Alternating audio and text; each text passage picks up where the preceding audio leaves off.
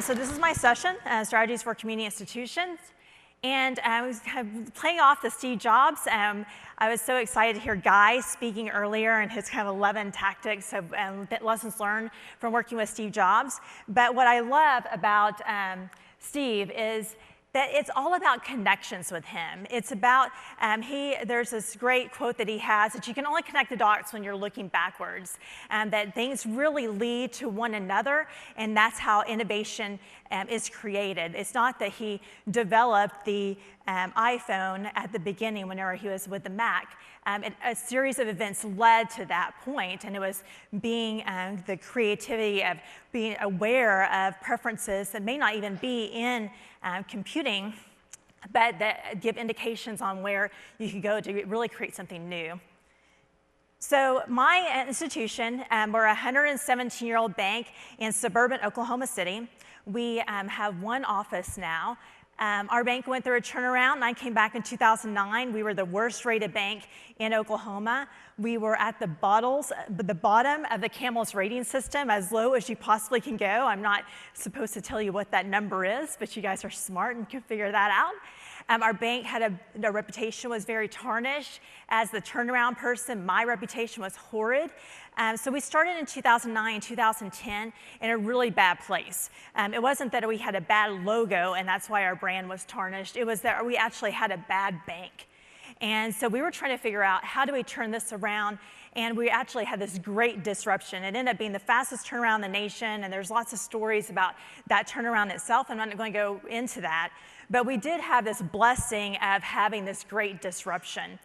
And that really helped us see that being a problem solver and coming really from the bottom of the barrel, people that say that when you hit rock bottom, that can really be either be viewed as a negative, or it can be really where you start building your foundation from an area of strength. And we really have seen the latter, that because we hit the bottom, we were able to start building off of that disruption. And it gave us the courage to be disrupted kind of ourselves. And that's such a difficult prospect to do, but I'm going to talk about how we did it. And so I'm going to describe some of our disruption babies, some of the things that came from when we've disrupted or been open to disruption that have provided fruit of a more relevant institution and something that's brought us more customers, it's brought us more connection to our community, more credibility, more visibility, and all for very low cost. Our total marketing budget at our bank is under $80,000, and that includes a really big event that we put on 8 times a year, which I'll talk about a little bit later.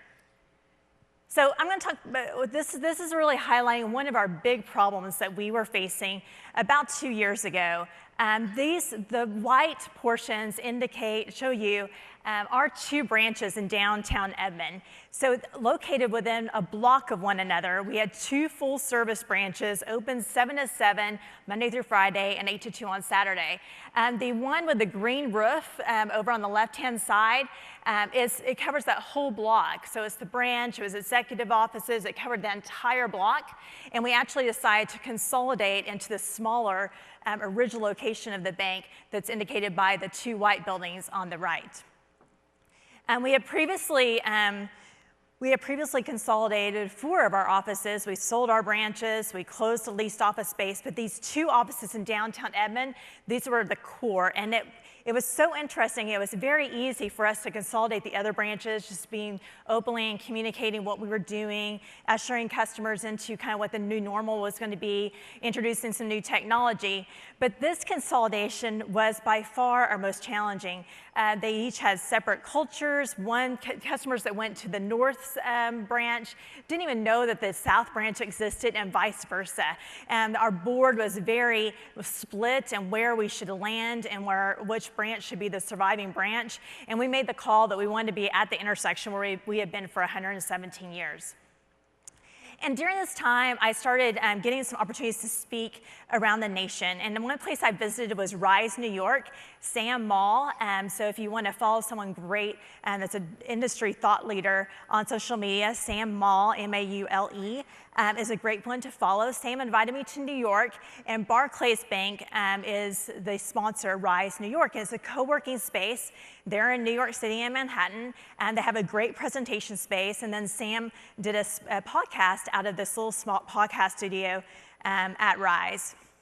At the same time, my assistant, who I am completely dependent on, both to make sure my professional life is sane, but also to ensure that I stay married and that I'm a good mom, I completely was dependent upon her. She let me know that she was going to be moving to Houston, Texas.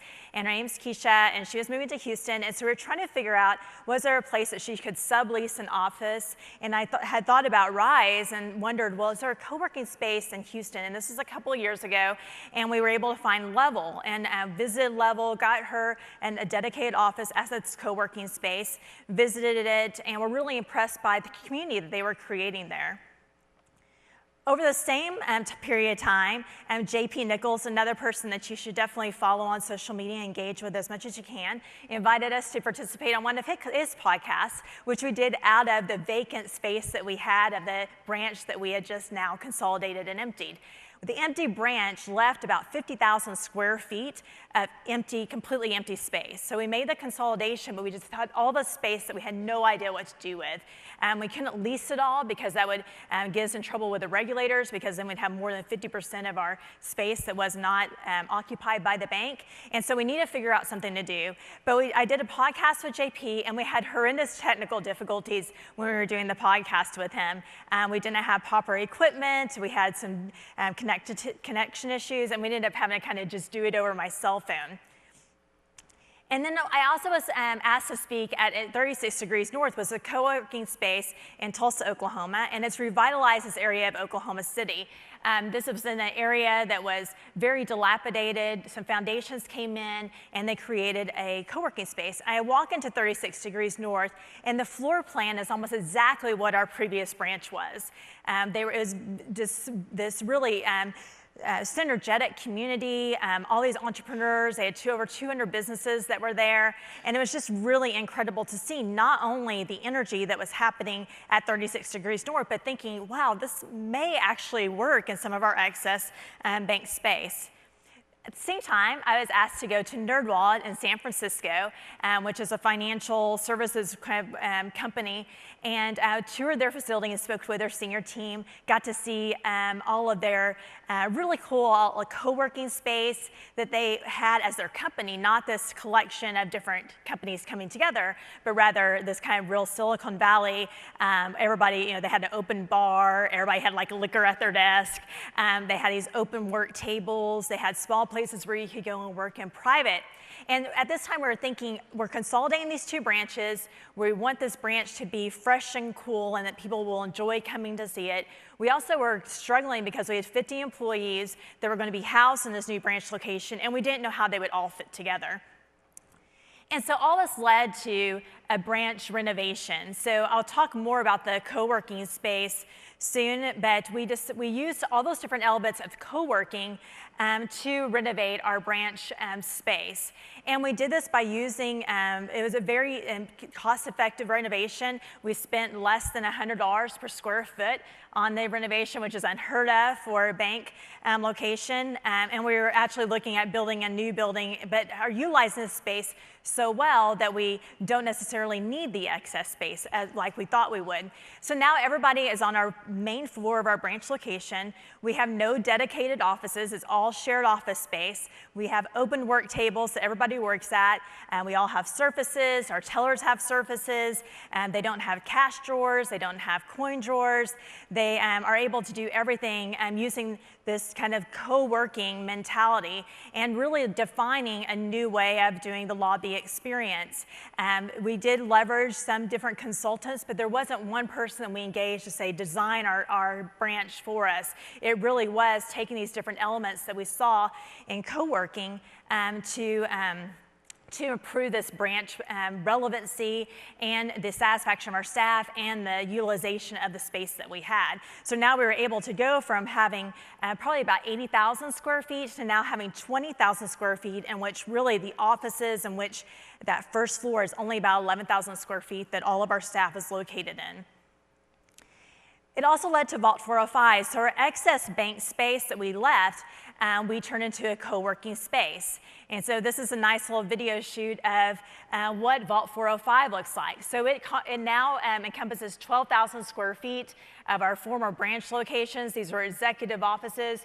And we only painted the walls white. We took out the dingy carpet and we put down some laminate flooring. And the space just lent itself naturally and organically to this co-working space. And before we even opened the doors, we had all of our offices that were reserved and numerous co-working memberships already taken. And it was cash flowing by the time we opened its doors in March of this year. We got incredible publicity for it. We haven't done any paid advertising to get Vault up and running, but it's created this diverse group of businesses that are all customers of the bank.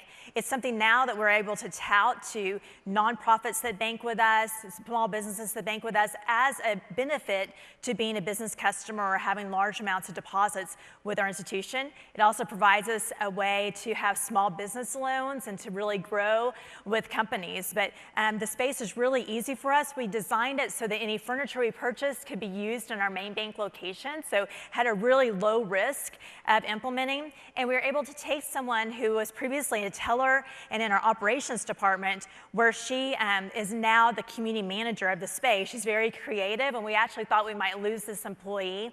And now she's able to deploy that creative spirit to manage the Vault 405 space.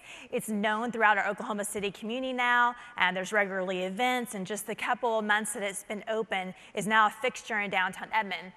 One of the focuses, too, whenever we had our branch consolidation, was to make downtown Edmond a destination, that coming to the bank wasn't just coming and making a deposit, but you wanted to hang around the bank because it was such a cool place to come and eat, to grab a coffee, eat, or do some shopping. And Vault 405 really helped contribute to really the greater relevancy of this downtown historic area. So I'm a big believer in really getting to know yourself very well as an institution. I mean, I think it's important to have that self-awareness as an individual, but you need to have it as an institution. You have to embrace what you do well, you have to recognize what you don't do well, and take whatever those deficiencies are and try to flip them into strengths. We talk openly about our bank turnaround. I talk openly about the leadership challenges I've had as kind of the orchestrator of a turnaround and trying to transition into a culture that is innovative, and we're focusing on not failing, and that failure is not an option, to then getting to an institution and being a leader that encourages the experimentation of ideas and the ability to fail when that occurs. And so we talk about that, we embrace it, we talk about the challenges in our community, we talk and put a flag, stake a flag in the ground and say, we're here to stay. Our objective is to be here for another 117 years. And this is well known now in our community. It didn't come from a press release, it doesn't come from fancy ads, it just comes from us telling our story. And telling that story, it has organically led to telling the story more and more and more, to now where our community, the reporters in it, the community leaders, can tell the Citizens Bank story and what we're trying to achieve without having any bullet points from us. It is very, very well known. As a result, we get crazy opportunities because people know us well. And here, and I should frame our market a little bit. We are in a suburban, affluent market in Edmond, Oklahoma, suburb of Oklahoma City. We are now a one-branch office. We have 62 banks in our suburban area, of which there's all the big players, there's many credit unions, there's many community banks that are all locally owned and have the same story to tell. The Oklahoma City market is crazy competitive too. Our community at Edmond, there's 80,000 people there, so 62 banks is quite a bit. And then they all have numerous branches. Branches are continuing to be built. So it's a highly competitive environment where it's really difficult for our voice to be heard. If we're doing an ad in the paper, we're competing with 200 other ads for banks around the Oklahoma City area. But now, what knowing you is about, when others really know what your roots are and what your truth is, they will connect you in a way that other institutions really have a hard time connecting. An example of this, Steve Lackmeyer is the reporter of Oklahoma City metropolitan area. Anything happening from a business standpoint of development in Oklahoma City, Steve has his pulse on. He's the one that has the chat about what happens in our metro. He gets the scoop on any new developments that are occurring. He has a voice of influence about where he calls people to the carpet if they're not doing right for our city. And if they have a mess behind the building that they're renovating, he's going to be the one exposing it. He is a great steward of truth about our city, but also about celebrating what's happening well. So Urban Agrarian is across the street from our Oklahoma City's Farmers Market. It's a locally sourced grocery store, which Matthew Birch drives all over the state of Oklahoma, works with farmers and ranchers, and brings their goods back to the Oklahoma City Farmers Market right across the street. Urban Agrarian tweeted out that they were closing their doors. And almost immediately, Steve tweets out, if I were Jill Castilla, I would be talking with Urban Agrarian. And you might note that it's at 10:03 p.m. and it's, I think, on a Wednesday evening. So I responded immediately to Steve and said, on it. I do not know Steve at this point in time. We had never interacted, but he knew the story of Citizens. He knew what we were about. I immediately messaged Matthew Birch, the owner, and Matthew was like, I'm giving up, I'm not doing this anymore. And we talked and talked and talked, and then we told him about a space we had in downtown Edmond, 600 square feet on the corner in downtown Edmond attached to our co-op working space. And he said, I have a concept for 600 square feet. And it ended up resulting in Matthew announcing that he's coming to downtown Edmond. He was able to get investors that gave to his cause, and now he has brought another team member from Manhattan who's a locally sourced food expert, and they are now just absolutely exploding. Steve subsequently, so that was last year when the tweet came that this business is in trouble, Jill, connect with them. And this is the last story that's been written about them where they're saying, a little more than a year ago, Matthew Birch shared on social media advising his followers on Twitter that his market was shutting down. A year later, he has a partner and is opening a 7-day-a-week Urban Agrarian in downtown Edmond, preparing to restore 7-day operations in the original farmers market, and now he's owning where he's going to own his adjacent kitchen. Really amazing story was seeing Matthew's relationship with us and really turn around his company, but resulting from people really knowing our story. I put the Amazon headquarters too up here because this was a gigantic fail for Oklahoma City, and this is a fail for cities that don't know themselves quite well.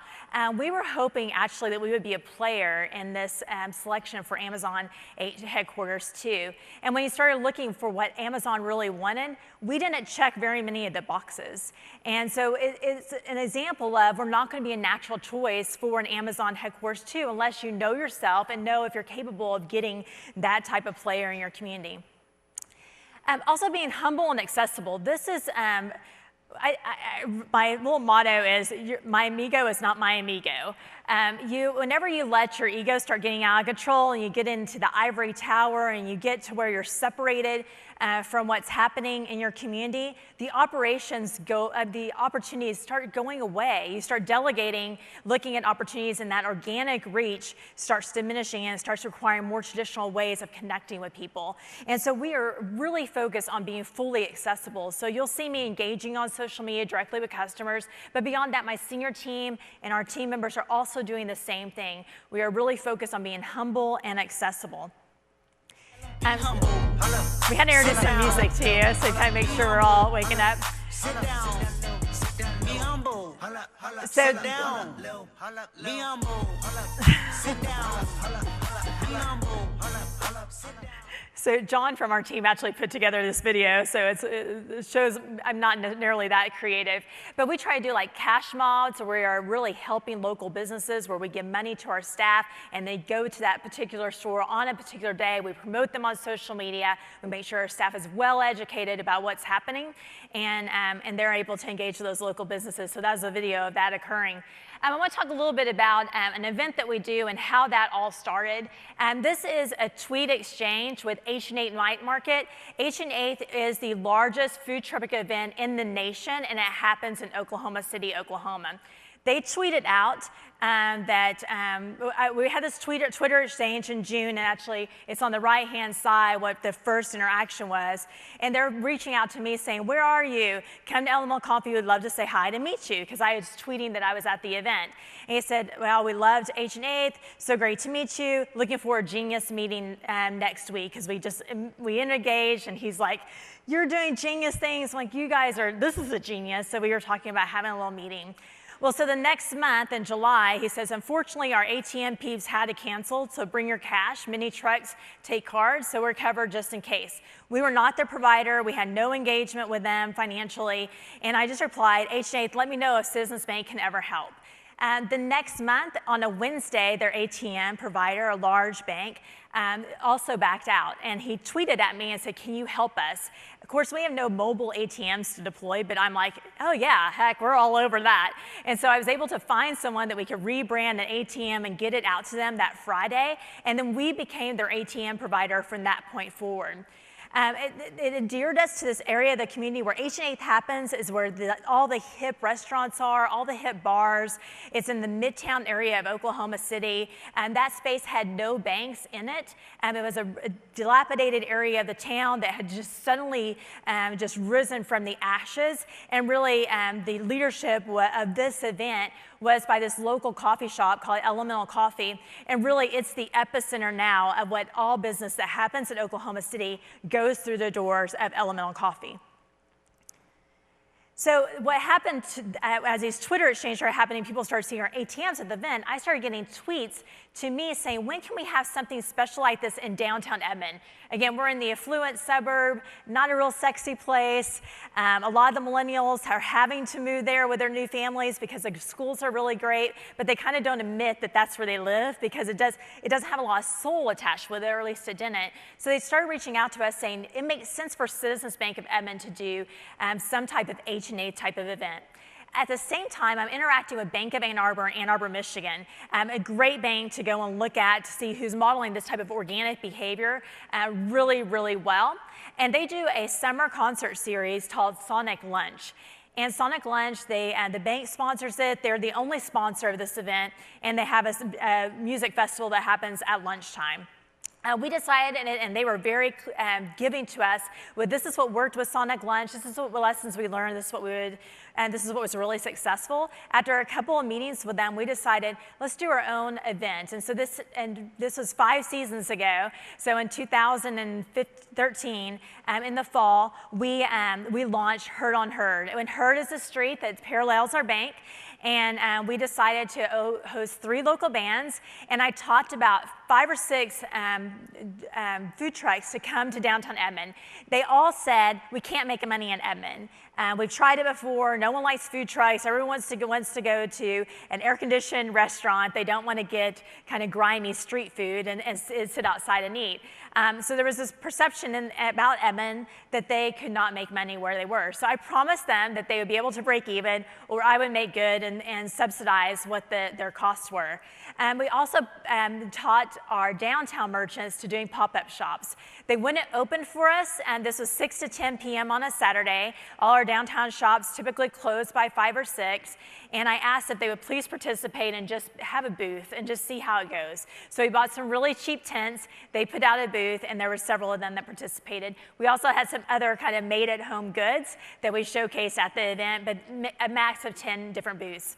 We were hoping to have 500 people show up, because then our food trucks would break even, and it ended up being 3,000 people showed up. We only promoted it using social media. We garnered a lot of social media followership during this time. 3,000 people show up.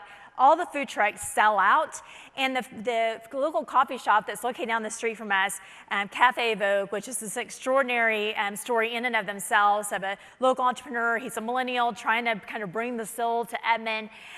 He did not participate because he didn't really see where we were trying to go with the event. And Jason was strolling around with his 2 kids at the time and walked up to me and said, "Jill, welcome to Downtown Edmond 2.0. It was immediately apparent that this event was going to change the small community that the bank was a part of, this downtown Edmond area.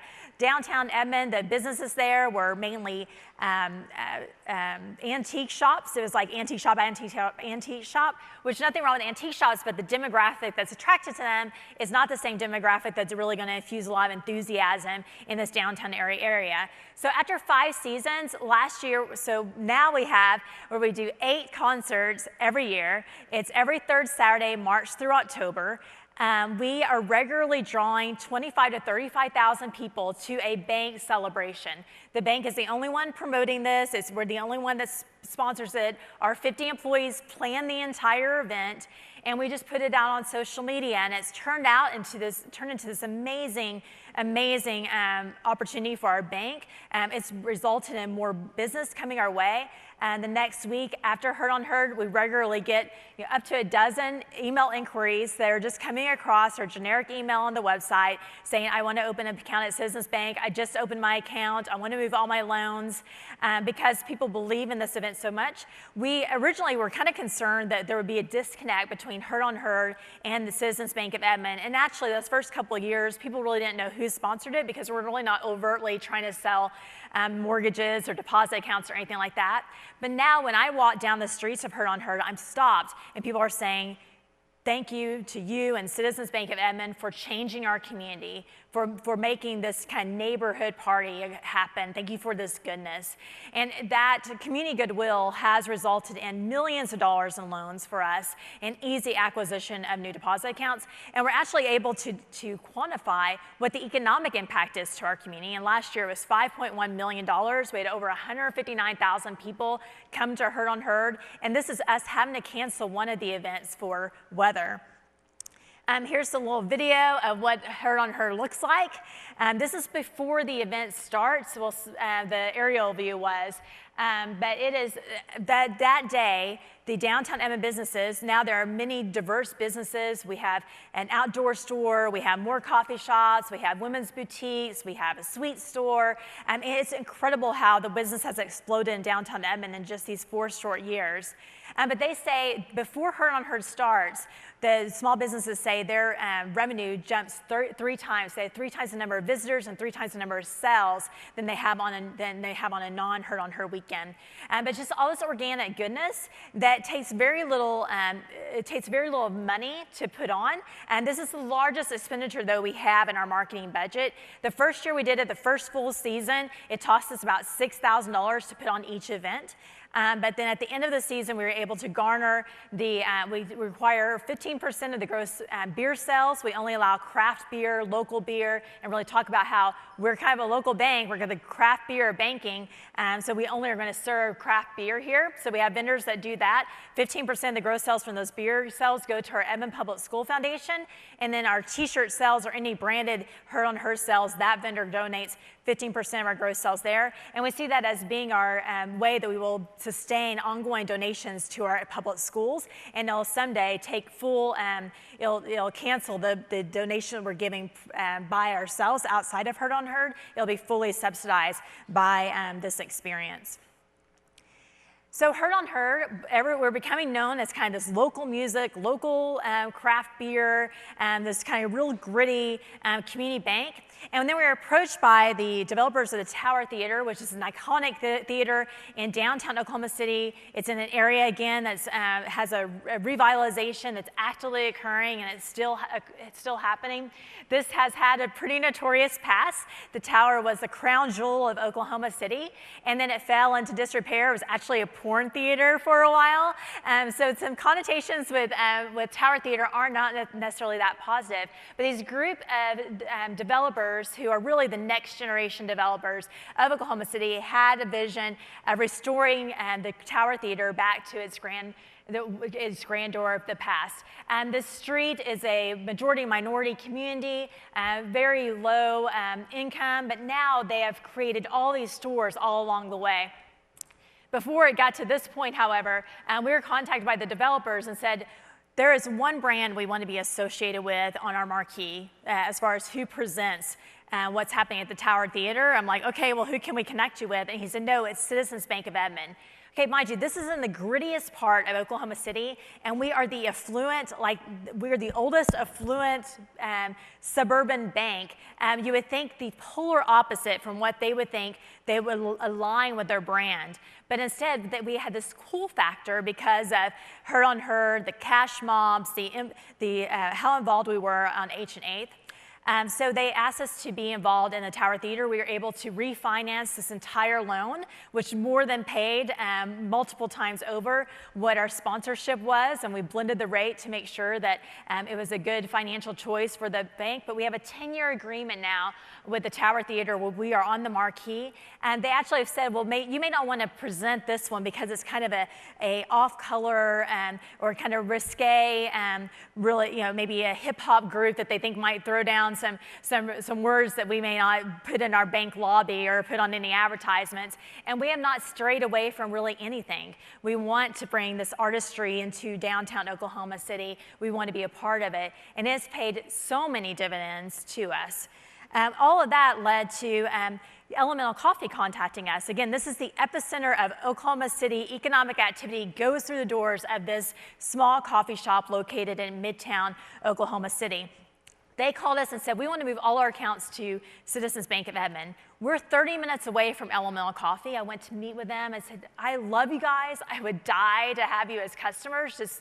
I love you so much, but I don't know how you're going to go 30 minutes each way to get your cash and coin. And so we started talking. We're like, well, maybe there's some technology that we can put in the back of the house so that you could have cash and coin available to you. And we really couldn't find space to do that. We're studying in this coffee shop, and one of the developers of downtown Oklahoma City says, hey, Jill, why don't you think about going across the street? There's a little space for rent there. And then he went next to a couple of tables over, and there was the lady that was the leasing agent of that space. We go into it, we look at it, we're Googling different technologies on our phone, can't find anything in banking really what she needs. She needs something that she could do change orders for. So the ITM would help her with the small amount deposits and withdrawals, and coin withdrawals, but really small ones. But there wasn't a way to do like bulk coin deposits, roll coin disbursements, doing large cash orders, cash exchanges. So we ended up developing our own technology. And we had no idea, and actually I said over my dead body several times about branching. So I didn't want to have another branch, but we thought, well, maybe we can have this electronic banking facility that's beyond what an ITM is. And if it works for Elemental Coffee, maybe this is something that could work for other small businesses as well. And we worked with Elemental Coffee basically to build a bank for them.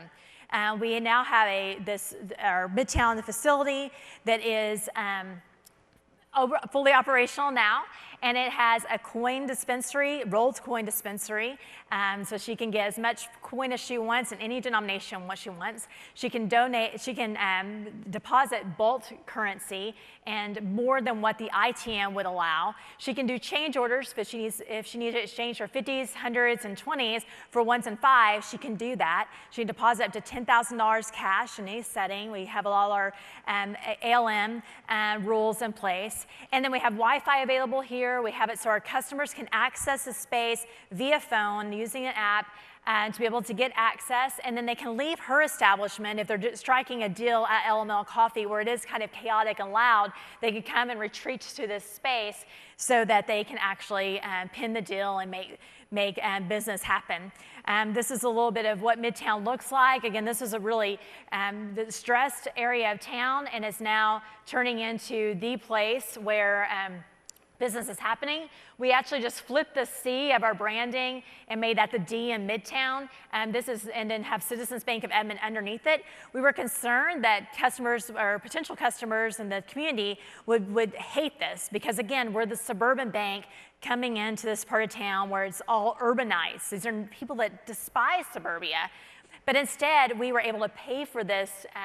But as soon as we announced it, within 3 months, we had the loans to be able to pay for the operating expenses, and we continued to get just generic emails on our bank's website asking to be a part of Midtown Bank. We require customers to sign non-disclosure agreements when they come in. We're very protective of the technology because, again, we developed all this. We took from other industries. I would encourage you, as you're here in the casino industry that has so much cashless exchange, ATMs that are much different from the ATMs that we have in our banks, really leverage on using and be inspired about what's happening in the hospitality industry, what's happening in the casino industry that you can borrow and implement in your banks or credit unions.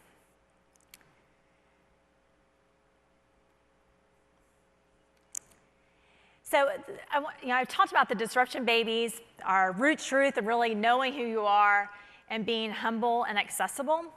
But all of this really displays, I'm not asking you to go and implement these ideas in your bank, but to be aware and really be grounded and accessible to what's being innovated, not only in our industry whenever you go out into the vendor hall, and really being concerned about the technology that's being innovative, but really how can we innovate things that are within our control, that we can immediately impact, that have a failure that is not consequential from a reputation standpoint, it's not going to cost a lot of money, the risk is very manageable and limited, but that you can implement at your bank to make it stand out. I mean, it's what we're all trying to do, right?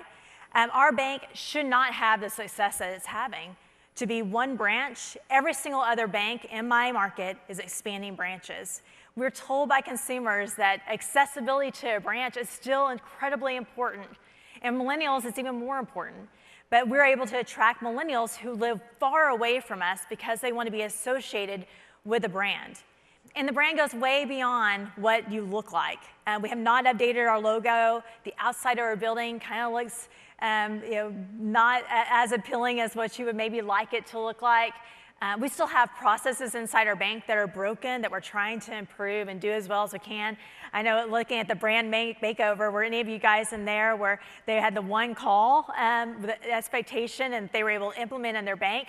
And we looked at each other and we're like, oh my goodness, I wish that we could get to where we have one call because many times it takes much more than that. So there are things that we need to improve to be a better bank. But that you can do things if you're a socially aware and engaged institution that you really can be innovative. And I think the C-suite, I think sometimes it's really difficult can get overwhelmed by this topic of innovation because so much it depends upon accepting new technology or maybe giving up what you perceive as security or using devices that seem to be more at risk. And even talking about branch consolidation. There's so much reputation and pride about building a branch and then having to then make the decision to close something that you've built. It's almost an impossible decision to make sometimes. We only were able to do it really out of a crisis situation. But you can innovate. You can still be an innovative institution without buying the latest and greatest. You can be the innovative institution without doing the branch consolidation. I highly recommend it because it's very cost effective, but you don't have to do that to be seen as being relevant. So if you take anything away from here, I hope that is that you'll get very connected to everybody in this room and that you'll consider speaking at an upcoming event. Whether it's this one, I hope it will be this one for you. Actually, I think it'd be incredibly beneficial. I look at things like Nally's doing. Nally is the girl banker online and has built a brand around herself, but is creating a movement about women in banking. And to be able to do something like that and then talk about it on a greater stage is something I hope really Nally applies to do on a stage like this going forward. And then whenever you are looking at these other speakers and then going to these breakout sessions, send them a LinkedIn request. Send them, follow them on Twitter and engage with them on Twitter. Go up afterwards and introduce yourself, exchange business card and follow up with a note, because this type of connectivity is what's going to allow us all to be relevant going forward. It's going to inspire us to build off the success like we were able to do with Bank of Ann Arbor to create a Herd on Herd. It'll allow you to have connections with people that you think that you're inspiring, like Natalie, but then she flips around and inspires you to another level. So make sure to have that type of connection. Really be aware of your community in the same sort of way. And the rest of the industries, whenever you're traveling, whenever you're going to the hospital or you're going through the airport, seeing the type of mechanisms they have to be able to ensure that they're staying relevant and connected and be able to transfer that into your bank is really something that's easy to implement, low failure rate, and that you're able to do really exceptional things with going forward. Thanks so much.